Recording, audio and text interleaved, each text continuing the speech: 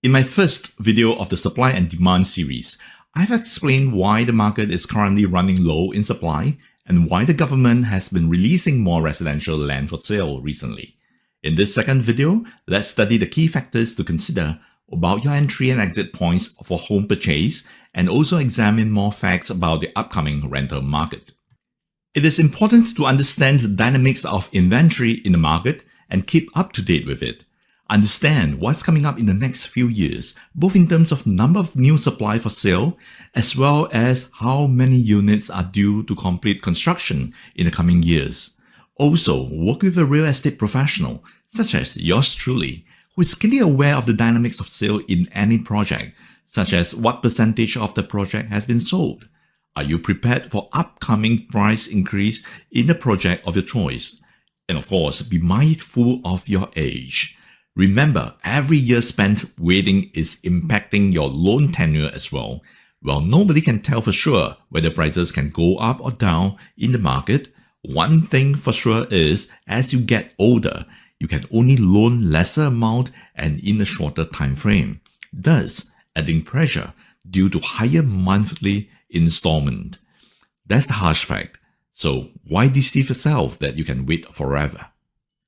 I've explained in my first video about the current low unsold supply in the market. It means that there is lower risk because developers are unlikely to reduce prices to sell. Put yourself in the shoes of the developers. Don't you think that you are more likely to increase prices even with slight adjustment given the low unsold supply? I've also explained in my first video that the low unsold supply is likely going to stay low for a few more years. So, if you have missed that first video where I back up that claim with numbers, please check it out in my YouTube channel, Singapore Property TV. Normally, the market will see 9,000 to 10,000 units launched per year.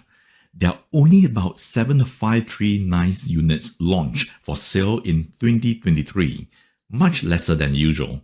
This gives the developers the ability to increase prices depending on how the economy progresses and how their construction cost fluctuates. This chart here shows the forecasted estimated figures for the next 2 years. Besides knowing the supply coming up for sale in the market, it is also important to understand the number of units that are completing in the next few years. This will directly impact the rental demand for newly built homes, and of course the resale competition if you intend to sell in the next few years. As you can tell from this chart, the second half of 2023 saw an increase in completed homes, hence easing the pace on escalating rent that started in 2022. In my personal opinion, this is good for the market so that Singapore continues to be attractive for foreign expats. However, do note that the number of new homes completing in 2024 is much lesser than 2023. And that trend continues to last until around 2026 before we start to see more new homes that are currently under construction completing after 2026. And bear in mind that a big proportion of these homes may not be available for resale or rental then, as there are many buyers now who are buying for their own stay. So with this chart, you can foresee that in the next few years, if you intend to sell or rent, the competition for newer homes with more appealing architectural designs, better facilities, and more efficient layouts remains low. Of course, there are always much older condos in the resale market that could be competing with you. But many times, these possibly larger sized homes may face resistance as well because the eventual price quantum could still be higher due to the size of the units. The 10-year average new completion of homes was 19,521 units. There is a huge undersupply of 52,702 new completed homes from 2018 to 2022. This acute undersupply of private homes means that landlords are able to command better rents compared to periods when there are a lot of supply of new completed homes. Next, let's study the price trend of a new project. Let's first take a look at Martin Modern.